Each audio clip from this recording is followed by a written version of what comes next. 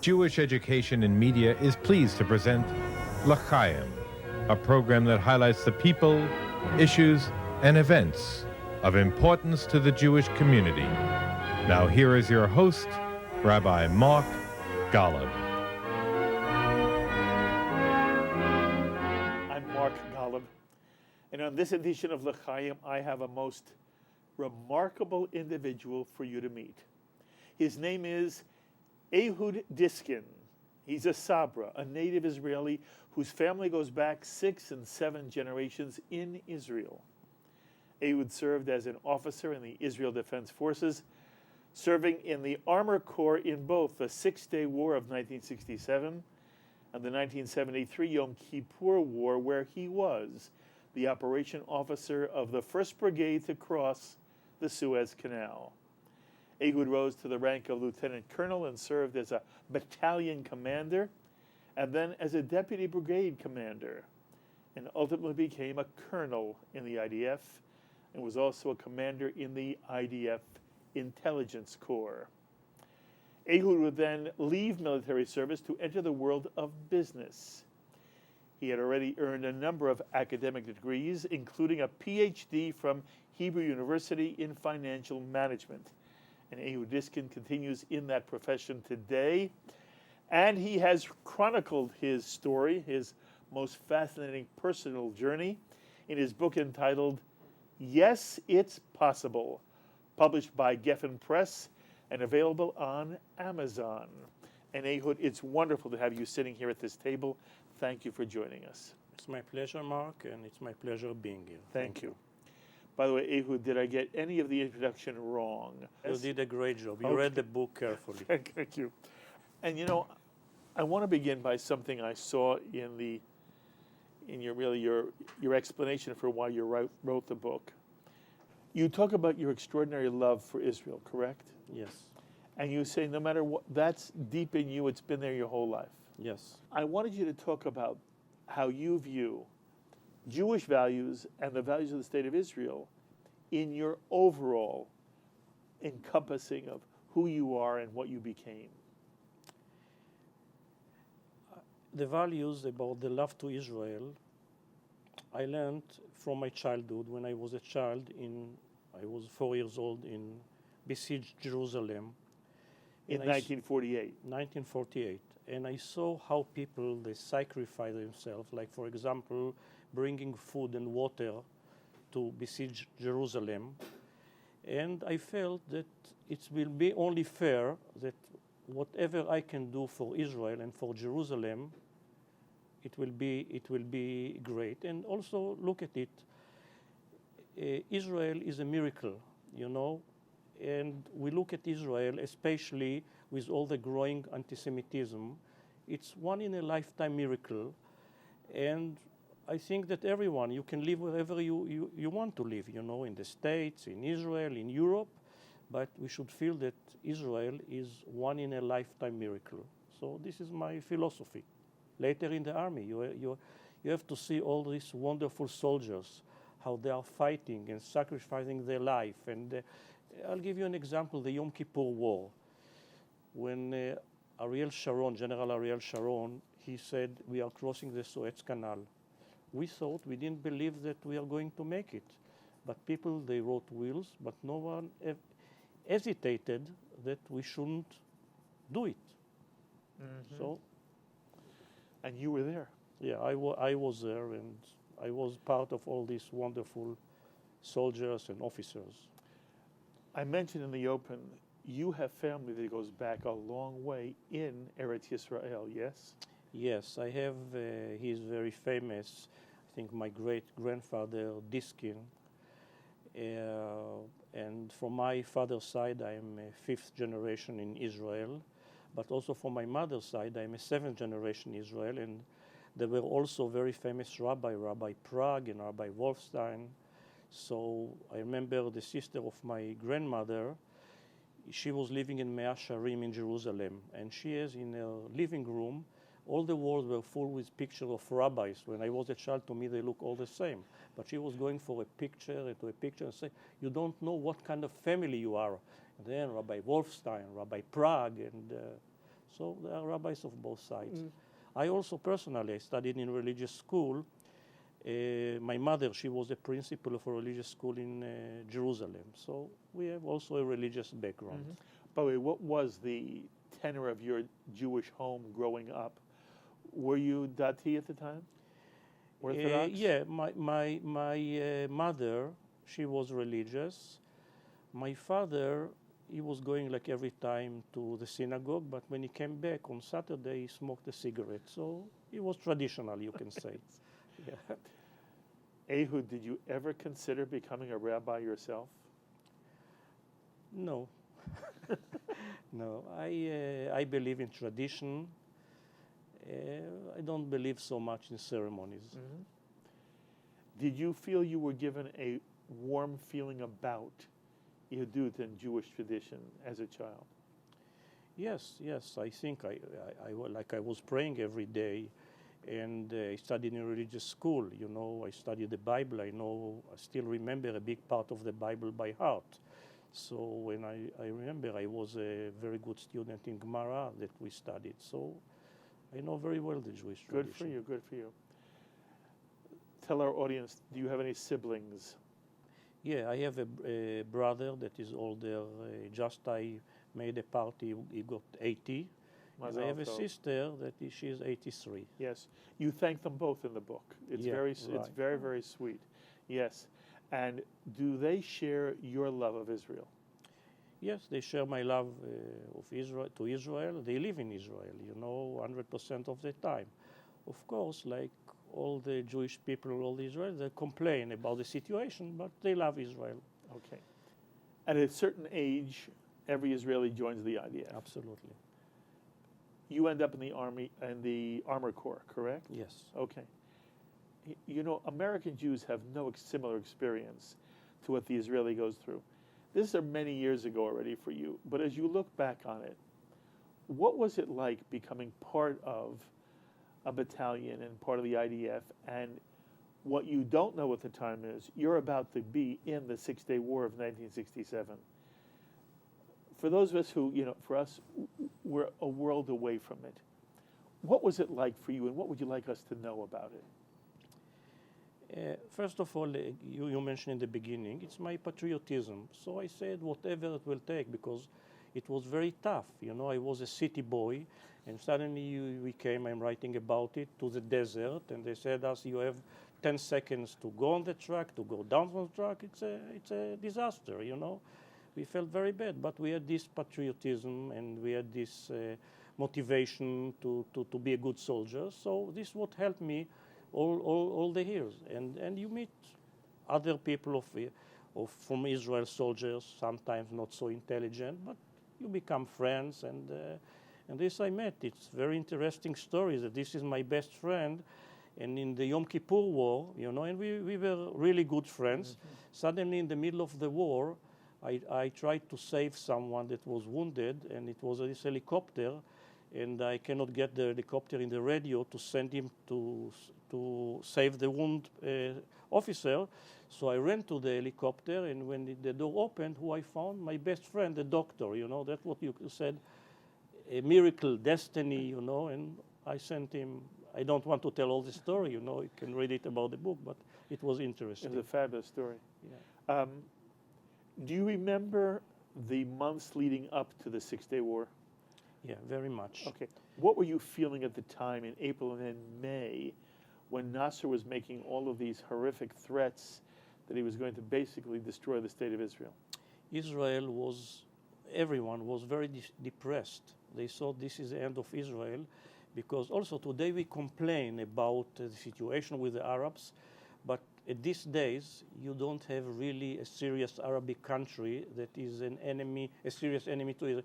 You have Iran, that it's more far away and with the potential of the atomic bomb. But at this time, you had Syria, Jordan, Egypt, Iraq, all of them, they had serious armies. And people, they thought that the end of Israel. And I remember that when I thought, that there is not any solution, but that Israel will attack. And they attacked. And we mentioned before Ariel Sharon. Not many people No, they know about the 73 war, that Ariel Sharon made it, change the catastrophic situation into a victorious one. But in the 6 Days War, in some way, he did the same, because Levi Eshkol was the prime minister, and he said, let's just push the Egyptian like 6 miles from the border. And Ariel Sharon said, why? You know, it was a gathering of all the generals. Said, why? He said, because we don't want to make all the world upset with us. So Ariel Sharon said, if we will push 6 miles and 60 or 200 miles, they will be upset the same way. And he was angry with him. But then Dayan came and became the Minister of Defense. And Ariel Sharon, he carried all the Israeli army to the Suez Canal, you know, and he made really a great job, like in the Yom Kippur War. You see, there are a debate about Ariel Sharon as a prime minister. But as a general, he was really the best of the best. Yeah. You actually knew Ariel Sharon, correct? Yeah, I knew him. I was in his farm even.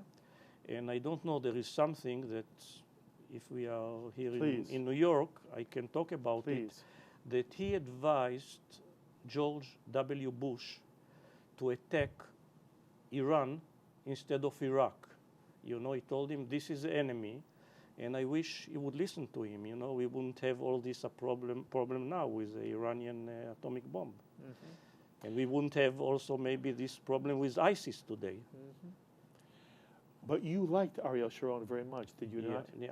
I admired him as a commander. He was the best commander. It's not only my opinion, because people admired him, how he maneuvered, how he did the war. You know, he was really a great general, and he cared about people, okay?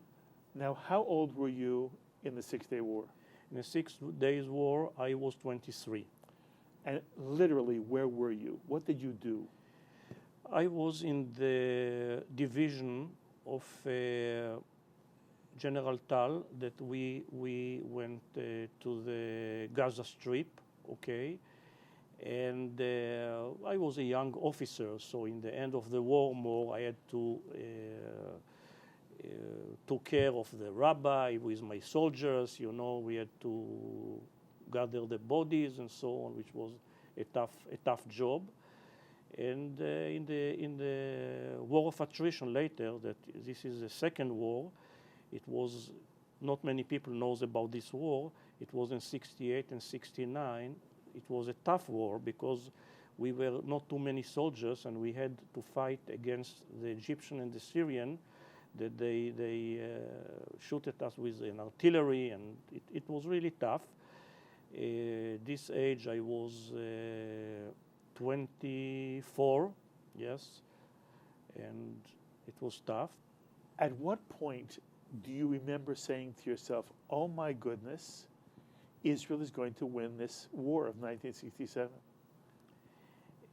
Honestly, I didn't know that Israel is going to win the war. You know, I was hoping, and if people remember, it was the Air Force that in 3 hours they destroyed all the air forces of Jordan and Egypt and Syria. And then the armored corps, they went in and they did the rest of the job. Okay, they did the rest of the job, and there was in the north of Sinai, all the wars I was fighting against the Egyptian. Okay, what can I do? You know, it's. And by the way, afterwards, years later, when I was doing business, I went to Egypt with Miri and my wife, and I understood why Egypt lost all the wars, okay? Because they live in a world of imagination, okay? They don't, it's not real life. I'm writing about it in my books. I'm not going to tell now my books, but then, by the way, Egypt, it's a nice story. They came to visit me in my office in Los Angeles, and they stopped doing business with me. And all the day, I said, what did I do wrong? And then I realized my wife, Miri, she put my picture as a full colonel with a uniform, and then they knew that I'm Israeli, but probably I'm on the black list at Egypt, you know, that I fought so much with them, so they disappeared. Yeah, maybe they saw that I'm a kind of a spy, I don't know what, you know. Did you ever win them back? They they disappeared. They didn't answer my phone. Nothing. Like I am nothing. All right. So what you're saying to me is, as a young person, young soldier in the Six-Day War, it's not like you say to yourself, "Oh, we're going to win this war," but at some point, as you say, the Air Force takes out the Egyptian Air Force. You have total control of the sky, and in 6 days, Ehud, there is this, what seems to be a miraculous military victory. What did you feel then? Yeah, I felt like every Jew, every Israeli. I felt so like high, that here we did it, because I don't know if many people they know it was such a depression before, and we didn't know that we are going to make it. In the 73 war, we thought, let's run quick to the war, that we will still make it, to win the war, and we were disappointed. But in the 6 days war, we were not sure we are going to make it. And but you see, we have great soldiers and great officers. I must say, I must criticize, not always the generals, they are great. I wish if we have many generals like Ariel Sharon, all the Israel wars would look much, much better, okay? Because the soldiers, they are great. I'm talking about the common soldier, the common officers, they are great. They're ready to sacrifice their life. They are smart. They know what to do. But sometimes the generals, they get wrong decisions, I think like it happens in many armies. Because getting ranks of generals, sometimes it's politics. It's not how you are talented. Yeah. What was your feeling about Yitzhak Rabin? Yitzhak Rabin was really a great commander. By the way, he was a godfather of one of my children. Yes. Yeah, he was he was an honest person. He was really a great person, and I think he was not in his first time, but he was a great prime minister. And he did a certain peace with the Arabs, He, by the way, and I'm writing about it, he said to one of my friends, a general, that he told him one of the reasons he wants to make peace is because he said, do you think that everyone here in Israel, it's our generation, that they fought in the independence war? People here are tired of the war. I have to make peace, because they are tired. So this was one of the reasons that not many people know, that he wanted to make peace, because he was concerned about the people. What was it like when you hear that the old city of Jerusalem has been liberated, and now for the first time, because you grew up, the old city of Jerusalem is in Arab hands, in Jordanian hands. Did it have any meaning to you that somehow the West Bank and the old city of Jerusalem were now in Israeli hands? This, for me, it was one of the happiest times in my life. Because before, I remember the walls in Jerusalem, it was divided. Sometimes the Jordanians, they were shooting into Jerusalem without any particular reason. And suddenly, everything is open, And people, they felt tired. For example, my father, he had a problem. He was involved in an accident, and he had a problem walking. Suddenly, after he was born in East Jerusalem, in the old city, So suddenly, after the war, he became full healthy, He began to run like a young child. So people, they felt high, It was. I remember that every time we were looking like to the old city, we felt something is missing. So it's really a miracle. Okay. One of the things you write about in your book, and you're very honest, is about how you become an officer. And it's almost as if it's something you do reluctantly, and the way you describe it, you are a young kid who's always running here and running there. You're sneaking off the base.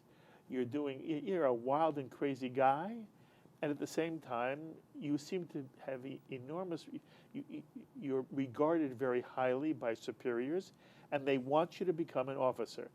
Do I have it right? Absolutely. Okay. And for reasons, some of your choosing and some because you have no choice, you become an officer, correct? Yes. Okay. Now it's in between the Six-Day War of 67 and the 73 Yom Kippur War. As we move from 67, there was euphoria. Everybody was so happy. And none of that, the Six-Day War changed the face of world Jewry. You know that. American Jews woke up. The entire Jewry that was captive in the former Soviet Union wakes up. And there's a sense of pride and a new image of the Jew. Instead of the Jew being the old Orthodox Jew bent over with a book, now it's a young Israeli soldier with a Uzi strapped on his back. And it's the Israeli crossing, the Suez Canal with the rifle above him that becomes the cover of Life magazine. It's an entirely different idea of what the Jew is. And the Israeli becomes the emblem of the new Jew. Do you know what I'm talking about, Ehud? Absolutely.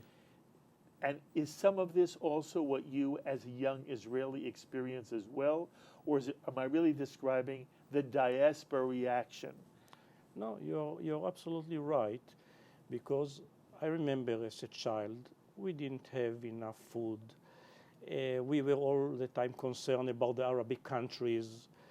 And suddenly Israel, in 6 days, they defeated all the armies, all the Arabic countries around them. So it was like a miracle. It was not a miracle because it was hard work and planning and sacrificing, but that became. And also today, I think a lot of people, they criticize Israel. Also a lot of people that they live in Israel, but it's like, I'm giving this example, it's like also in our marriage, it's also in everything. We take for granted things after years, and we don't appreciate the good thing. We see only the problems. And Israel is I believe so. It's a great country with great people. Of course, there are wrong things, like everywhere, Are we perfect? Also, we are not perfect, okay? But I'm saying we are positive, we are good. So it's the same, and people should be proud also today with Israel. Of course, you have all this propaganda of all this anti-Semitism, of all the so many Arabs that they hate Israel. I read a research, about anti-Semitism. So I think in Turkey it's 68%, okay? In the Palestinian community, I think it's 90%. So people they hate, and how many Jews there are in the world? You have so many Arabs. So of course it's quantity against quality. Mm-hmm. Now tell me how you experienced the build-up before the Yom Kippur War of 73, and you write about this very powerfully in your book, Yes, It's Possible. It seems that there were many mistakes made which could have avoided the Yom Kippur War, including an effort by Anwar Sadat to reach out to the State of Israel, something most American Jews either knew nothing about or know nothing about to this day. For those who don't know, talk about that for a moment and what might have been different if Golda Meir and Moshe Dayan had received in a different way the reaching out of Anwar Sadat. Absolutely, Mark. You brought a very important issue, and not many people they know about it. In the beginning of and also while they are releasing today some documents, we know about it because I didn't know about it until 2013, and no one. In the beginning of 1973, Sadat sent his messenger to Kissinger, and he said, we want to make complete peace with Israel, and if we don't make such a peace, we will open a war. And Kissinger approached Golda and Dayan, and Golda said, this is the last thing what I need, because in October I'm going to have elections, and I'm afraid that I will lose the election because of this peace if I'm going to make. So they made a deal with the US, with Kissinger, like to postpone it, to drag it on, and in the meantime, they will say they will not object it, but to drag it. And the deal was that Israel will not open a war like a pre-war in order to no preventing strike. Exactly. So that was a deal, but Egypt and Sadat didn't agree with it, and he attacked. He attacked in October, first in May. They thought about it, and they made a big maneuver in order to try it. And then in October, they opened the war. Where are you as Yom Kippur approaches in 1973? Where are you really? Yeah, I was working in a very sophisticated software computer company. I was making nice money, and I thought, that's it. I am goodbye to the army, and I had really a great job. And then I remember in 1973, I heard the siren, and then I went to the war. I was in the reserve. Are you telling me, by the way, that on Yom Kippur of 1973, you were like so many other Israelis, you were commemorating Yom Kippur, you were celebrating Yom Kippur, minding your own business? Yeah, exactly. I saw many military cars driving in the street, and I called my friend's house. He was serving in the army, and his wife answered the phone, and she said, my husband, he was in the north, he called me yesterday, and he said, prepare the shelters because tomorrow it's going to be a war, He knew about it. Moshe Dayan and Golda Meir didn't know about it, but he knew about it, so it was a surprise to everyone, including to me, They succeeded. In retrospect, was it a surprise to Golda Meir and Moshe Dayan, or did they see it coming and make some decision not to take action? It was a surprise 24 hours before, because before, and really, honestly, I don't understand it logically, because King Hussein came, I think, like 2 weeks before, and he said to Dayan and to Golda, okay, because he was friendly with Israel, he said, the Egyptian and the Syrian are going to open a war against Israel, so they ignored it. And also in the intelligence, Israeli intelligence, it was people, they don't understand what happened. Everything went wrong. So I believe that Golda, she thought it's not going to be a war, but 24 hours before, we knew that's going to be a war, and the general of the Air Force, he said, I want to make a strike, with the Air Force to prevent, try to destroy, and then didn't allow it because of the deal with the US that they made a few months before. They want to keep the word. So at this moment, they were not surprised anymore, 24 hours before. They were surprised later with the success of the Egyptian and the Syrian. And Dayan, that he was great in the 6 Days War, he got hysterical in the Yom Kippur War. He said it's like destroy the third temple.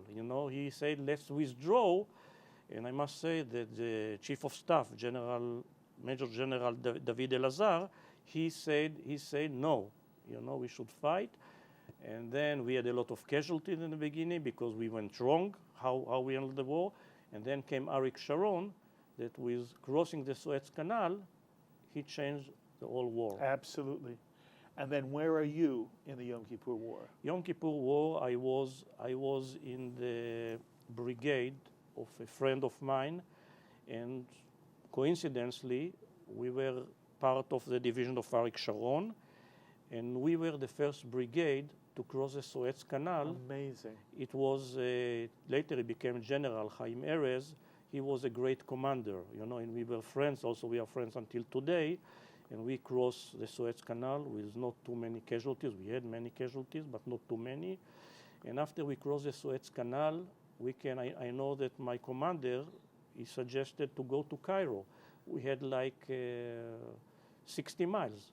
Cairo, we have like 100 tanks, Egyptian tank, we could do it. And then the Egyptian army would collapse. But they had other thoughts, and then Kissinger came and he said, let's not destroy the Egyptian army, we want to make peace. And in some way he was right, you know. Was he right? He was right because the Arabic countries, you know, it's another mentality. They have the honor. And once they did something, like you come to Cairo, they have a museum of the victory about Israel, which is nonsense, you know, but they believe. That's what I said. They live in a world of imagination. To them, it's important, the honor. So they had the honor, and on the long run, we made peace with Egypt, which was Begin, that I was close to him, to Menachem Begin, when he was a prime minister, you know, talking about it in the book. So he made peace with Egypt, which was the right peace, okay? It's still, until today, we have this peace. Mm-hmm. Yeah. My understanding is that at one point, although the first days of the Yom Kippur War were horrific for Israel, especially in the Syrian front, and we had a gentleman here named Dan Almagor, who was part of Tel Saki, the Battle of Tel Saki in the north, and it was a miracle there too, what the Israeli soldiers did to stop the Syrian advance, which could have come right down into the Hula Valley, and who knows what would have happened.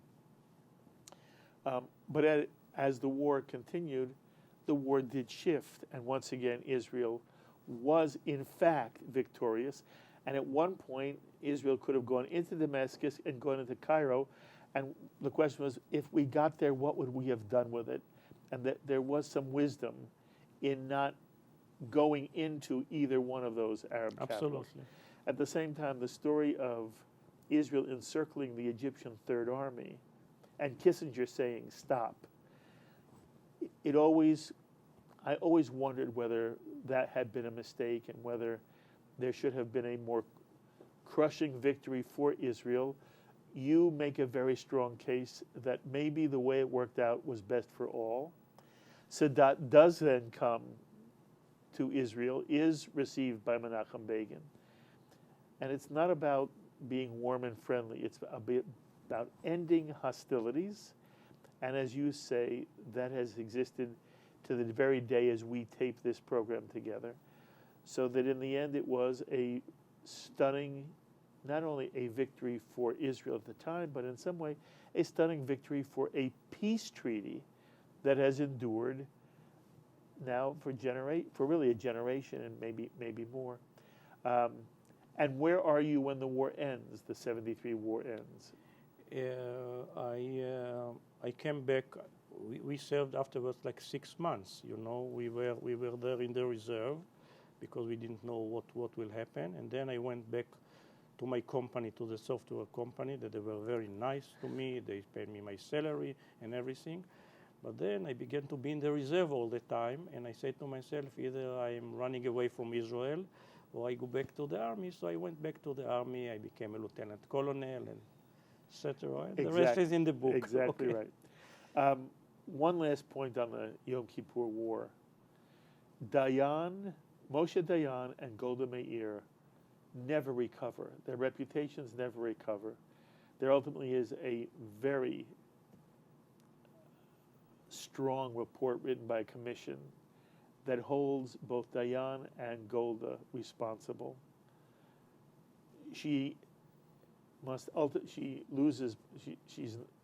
It ends her public service to the state of Israel.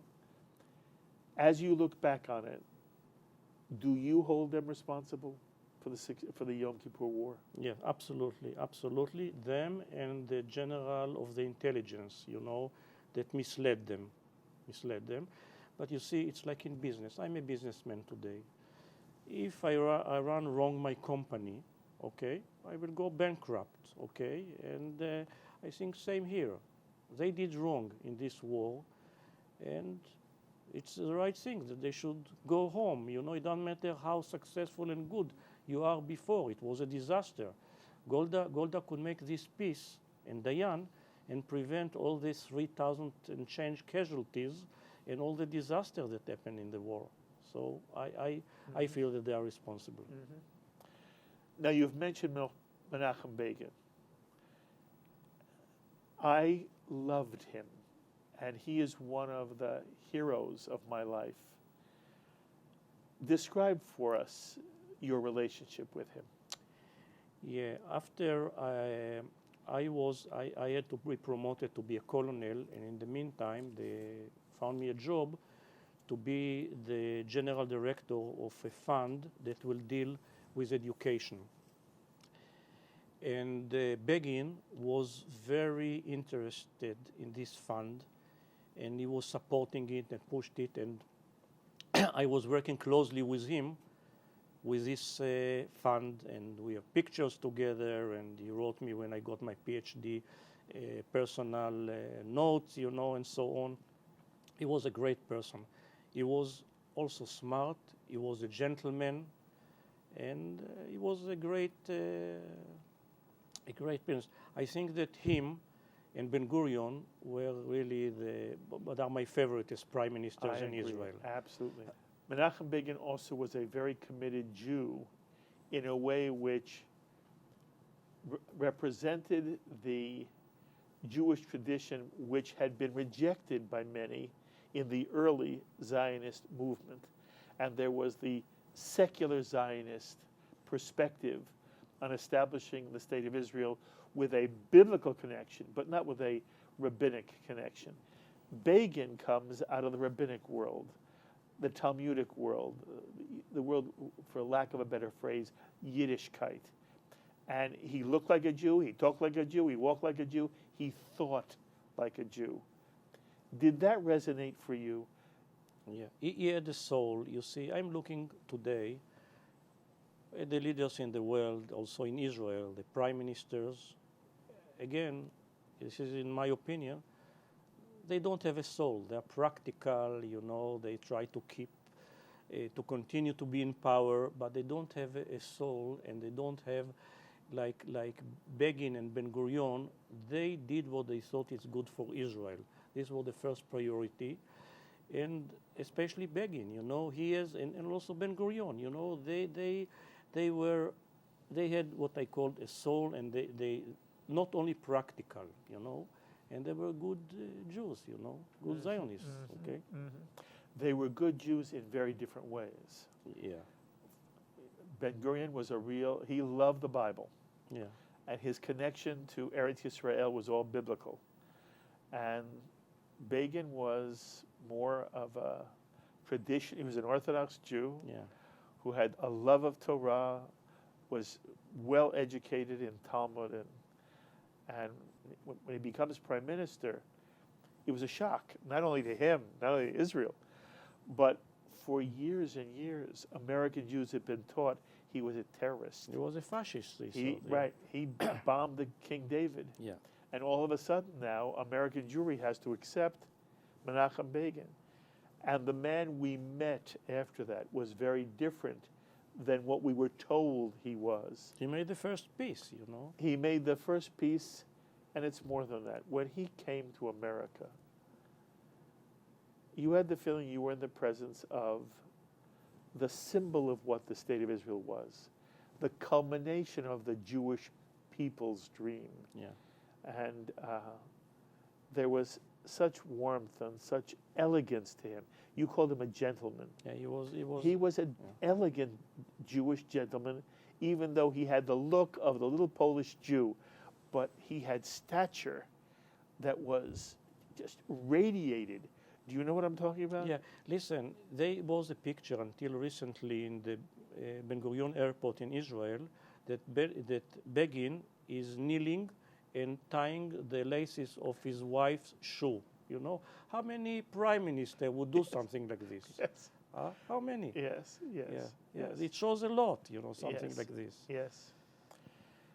So, as you look at Israel today, and I believe it's after 1980 that you basically begin a change of careers. Is that right? Yeah, in 1984. And when do you come to America? In 1984. Right. And you go into business, yes? Yeah, I began to do I decided I want to be a businessman, and I began to do business.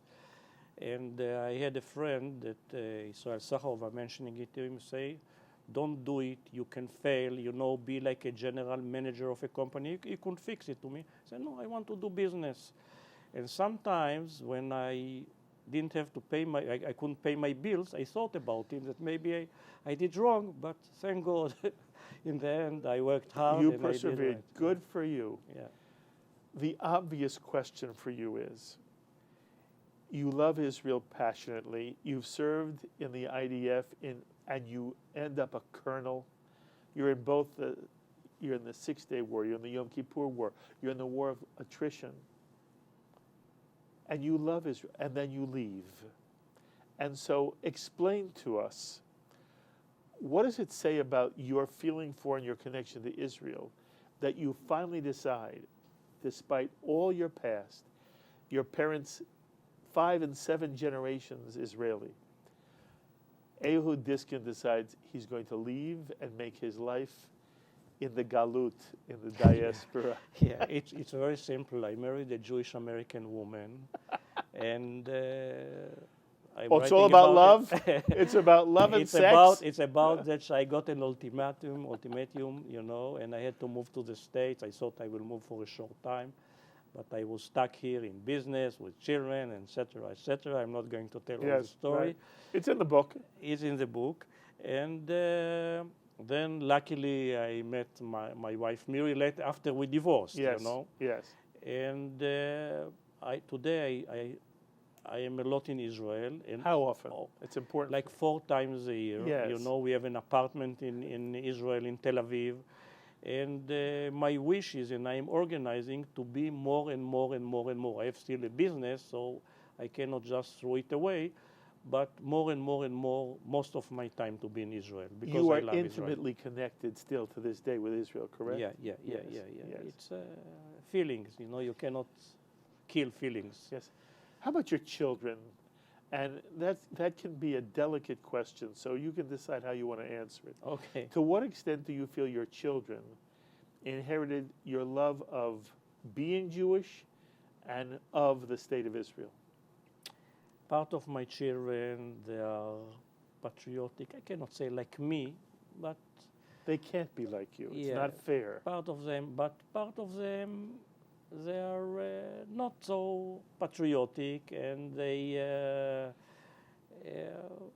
just like most of the people. They just want to live their life and to enjoy life, So whatever is better, it's better, and I'm unhappy with it. I'll be honest with you, but with children, you can tell them and you can teach them, but they do what they want. Just as we did vis-a-vis our own parents. Exactly. Yes. Exactly. Yes. It is a function of this time in Jewish history. It seems to me that there are fabulous, all our children are fabulous, but there are some of our young people who grow up with a passion for Jewish and for Israel. Yeah. But there is a growing percentage, a majority, who don't have the love of those factors that motivated you and obviously motivate me. And it's not like I think you're the wisest man in the world, but I still have a right to ask you, as you look at the way in which Jewish life is evolving in America, American Jewish life, what do you feel about it? What concerns you? What worries you about the Jewish future here in America? Listen, I was on Sunday, I went with my wife to the museum here, and we saw the painting of a woman in gold, okay? And I saw about Austria, how Jews, they were so wealthy and they were so happy there and so on. And see what happened, that Hitler and the Nazis, they reminded to them, listen, you are Jews, and that's what will happen. We don't have this antisemitism in the States, and we don't have all this hatred for Jews. But I think that I don't know why Jews always, there will be someone that will remind them, at a certain stage that they are Jews. And I think that they have to live like Jews, and they have to always to think that Israel is a miracle, and this is a country of the Jews, and they can live whatever they want. But you see, people are carried away. They want to live a good life, to travel, to have money.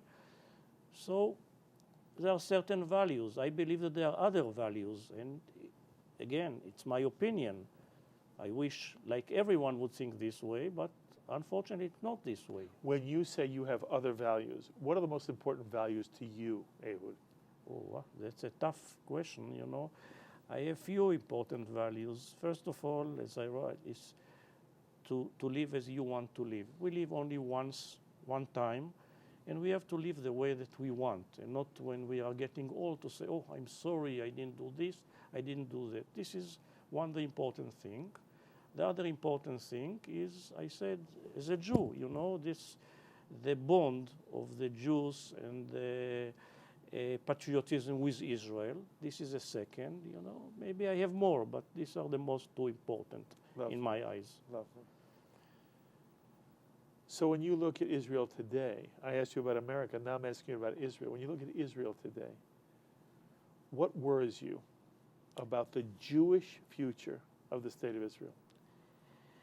What worries me is the politicians. Okay, the politicians, because the people, most of the people in Israel, they are good people. Of course, they are bad also, like everywhere. And the problem is that before, there were like leaders, like Ben Gurion, we mentioned Begin, like Rabin, we mentioned. Today, the leaders, and it's not only in Israel, they don't think, it's not a first priority. I'm not saying they're not patriotics, but the first priority is to keep in power.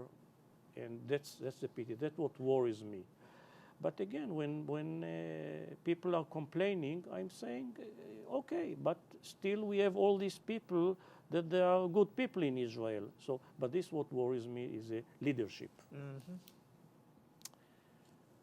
When you hear people discuss the Israeli-Palestinian conflict, do you say to yourself that there is a solution, that there is a way, something that Israel could do to create peace with the Palestinians? Honestly, I don't think that now there is a solution in these days. And why? For two reasons. I'm looking at the leaders. The leaders of the Palestinian, they cannot come and say we are giving up the return of the Palestinian to Israel, because the moment that they will agree to it, someone will kill them, okay? They cannot agree to it. Now looking at the Israeli leaders cannot accept it, because now there are the Jews there in Israel living, that they came to Israel. They cannot say, okay, let's bring the Palestinians. So there is a conflict. You cannot solve it. It's like two people, there is one chair, and you want that two people will sit on the same chair. So someone have to push. So this is the problem now. Mm-hmm. But what I think that Israel is making a big mistakes, and Ariel Sharon, he understood it. That's what I like about his policy. He became like a peace lover, that Israel will come with plans, with program to show at least that they are ready to make peace. But Bibi Netanyahu cannot do it, because the moment that he will do it, he will not be a prime minister because of his party and because of his coalition. If Ben Gurion would be the prime minister of Rabin, they wouldn't care. They would do it, you know, they would try. And this is a problem, but there is not, in my eyes, there is not a solution. Israel has to be nice to the Palestinian, but politically, they will never agree. You cannot sit on the same chair. Mm-hmm. This is a fact. It's fascinating the way you say it. It's not about a border dispute. There's a dispute that you are putting your finger on, which is it's a chasm of difference, which is impossible to bridge. The right of Palestinian return is what you've identified as the most glaring problem in this conflict. Yeah. You didn't say East Jerusalem. No. You didn't say the Temple Mount. You didn't say borders. You didn't say demilitarization. You said the ultimate question is, will the Palestinians be ready to give up the right of any serious return of Palestinians, Yeah. which would destroy Israel as a Jewish state. Yeah. And the Israeli position is, we'll draw new borders. Yeah. There are many Israelis who are, you want East Jerusalem, you can have East Jerusalem. Many Israelis say, Temple Mount, they've had control of the Temple Mount anyway, give them control of the Temple Mount. But there's one line that cannot be crossed. A major, millions of Palestinians have the right to return what they call as a return. By the way, many Palestinians who are now called Palestinian refugees never ever lived anywhere in Eretz Yisrael, and certainly within Medinat Yisrael. But the Palestinians are arguing for a right of return of all Palestinians. Yeah, they believe in it. They believe, and by the way, that's also, they believe in it. Yeah, they believe in even the children. I just saw a program that they interviewed them, and they said, this is our country. Listen, Ehud Barak, when he met with Arafat, it was, I don't remember, not Camp David, I don't remember, it was these meetings. He offered the Palestinian so much, and they found a way for everything, and Arafat walked away. Why? Because of this reason. Therefore, it seems to me it wouldn't matter who's prime minister. Yeah. And that it's a little bit unfair to blame it on Netanyahu.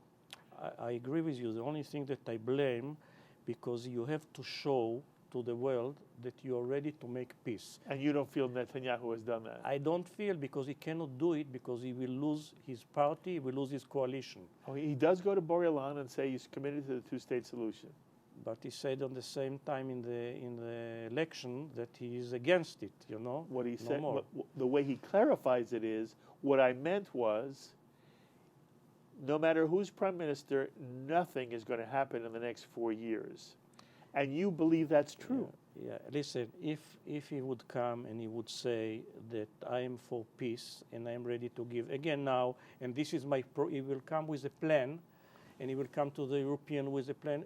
Israel will not have so much pressure from Europe, from the States, to say it.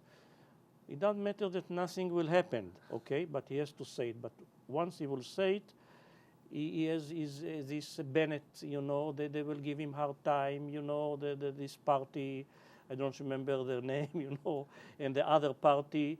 And in his coalition, he has all this very extreme, right? Because again, I'm not criticizing them, but he cannot do it, okay? There are those who say, Ehud, just as Ariel Sharon said to Levi Eshkol, does it really matter whether it's 6 miles or 60 miles? They're going to blame us. Exactly. There are those who say, doesn't matter what Israel offers, they're going to blame us anyway. I think in some way you're right, but not Try everyone. Anyway. Try anyway, right? Try it. You cannot look. Listen, Ariel Sharon, he tried. He became like the peace lover of the world. What do you think? He had another opinion of Bibi Netanyahu? No. They came from the same school. But he said it. You have sometimes to maneuver, to be, good in politics. Okay? Yes. Ariel Sharon withdraws from Gaza. Yeah. And we celebrate it initially. And billions of dollars are given to Gaza to build something positive, whether it's a Gan Eden, whether it's a Middle Eastern Monaco, who cares? They were given billions of dollars to create something positive. And the next thing you know, we have Hamastan. And the next thing you know, Ariel Sharon's blamed because he didn't negotiate with the Palestinian Authority about withdrawing from Gaza. Listen, even if we would negotiate, it doesn't matter. It would be the same. The mistake was there, and I'm sorry to criticize George W. Bush, that he forced Ariel Sharon to make democracy in the Gaza Strip, and when they elected the election, they vote for the Hamas. It's the same mistake that they did now in Libya. I'm not saying this was a killer, Gaddafi, and so on. See what's going today. See what's going in Iraq. Because we are here I'm for democracy. But there are certain countries that democracy doesn't work there. See in Egypt, now in Egypt it's a normal country, See what happened when it was democracy. Same in the Gaza Strip. So this was a mistake, giving democracy to the Gaza Strip. Ehud, you write a book and you entitled it, Yes, It's Possible. By the way, it's published by Geffen. It's available on Amazon.com. I want to know, what are you trying to communicate with the title, Yes, It's Possible? I gave an example like with the Yom Kippur War. We saw that it's a disaster. We are going to lose the war. And when we wanted to cross the Suez Canal, we made it possible, Ariel Sharon, and all the soldiers. So it's possible.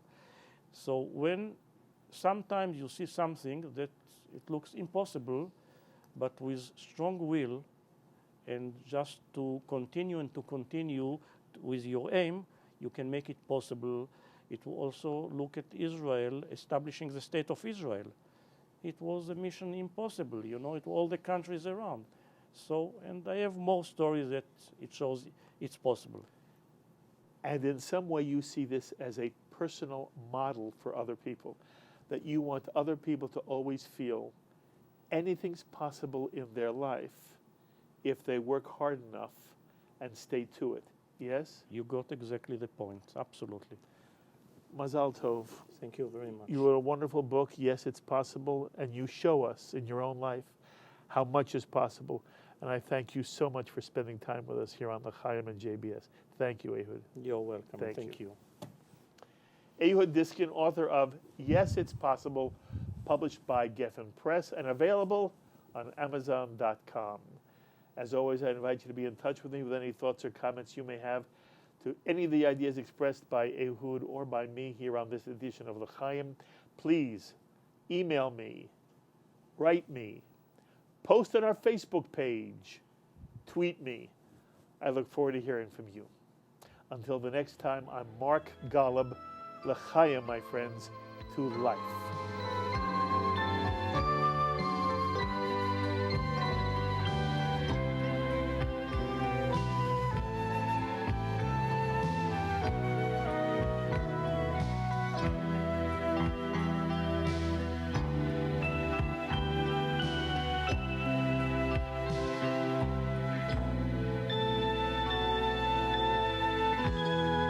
L'chaim is a presentation of Jewish education in media.